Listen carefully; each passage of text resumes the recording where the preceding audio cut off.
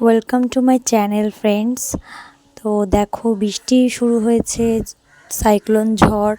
তো ঝড় বৃষ্টি দেখে একটু সবার একটু মুখরোচক খাবার খেতে ইচ্ছে করে। তো সানডে ছিল, আমি একটু চিকেন নিয়ে এসেছিলাম। তো চিকেনটাতে প্রচুর পরিমাণে সলিড পিস ছিল, যেগুলো আমরা কেউ খেতে ভালোবাসি না।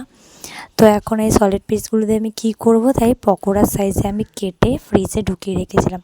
তারপর সন্ধ্যাবেলা হতে না হতেই এটাকে বার করলাম। বার করে এর মধ্যে পেঁয়াজ আদা রসুনের পেস্ট দিয়ে দিয়েছি। এর মধ্যে গোলমরিচের গুঁড়ো, একটু কর্নফ্লাওয়ার, দুটো ডিম, একটু হলুদ, একটু নুন দিয়ে এটাকে ভালো মতন মিক্স করলাম। মিক্স করে তারপরে এটা এদিকে কড়াইতে তেল কড়াই গরম হতে দিয়েছি। তারপরে এর মধ্যে দিয়ে দিয়েছি তেল দিয়ে দেওয়ার পরে এটাকে এখন ভালো করে মাখাচ্ছি। আমি এক হাতে মাখাতে পারছি না, যেহেতু আর এক হাতে ফোন ধরা ছিল। তো এখন এটাকে ভালো করে মাখিয়ে নিয়ে আমি এটা এখন বানাবো পকোড়া।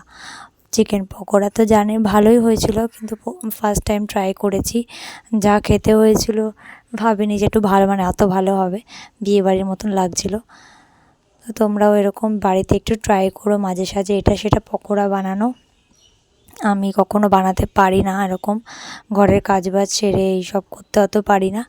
তো ওই জন্য আজকে একটু ইচ্ছে হলো, দাদার কাছে ধরিয়ে দিয়েছিলাম আমার ছোট ছেলেকে। বড় ছেলে তো বাড়িতে নেই, তা ওর কাছে ধরিয়ে দিয়ে তাই জন্য আমি এগুলো বানালাম। তো বানিয়ে নিয়ে এটাকে আমরা চায়ের সাথে খেয়েছিলাম, খুব ভালো লাগছিলো চায়ের সঙ্গে খেতে। অ্যাকচুয়ালি কফির সঙ্গে বেশি ভালো লাগে, কিন্তু আমরা চায়ের সঙ্গে খেয়েছি, খুব ভালো হয়েছিল খেতে। তো তোমরা ভিডিওটা দেখো, এনজয় করো, আর প্লিজ আমাকে সাপোর্ট করো অনেক অনেক। তো দেখো এখানে তো পকোড়াটা আমি প্রথমে অল্পই দিয়েছিলাম, যে কীরকম হয় না হয়, ফেটে ফুটে যাবে না তো আবার। তো দেখো ভালোই লাগছিলো দেখতে, আর আমি এটাকে সুন্দরভাবে ডেকোরেশন করতে পারিনি সময়ের অভাবে। তো দেখো ভাল লাগছিলো, তো কমেন্টে জানিও। তো খেয়ে তো আমাদের খুব মজা হয়েছে। আমি পরে আবার ট্রাই করব আরও কিছু বানানোর। ভিডিওটা এই পর্যন্তই, টাটা।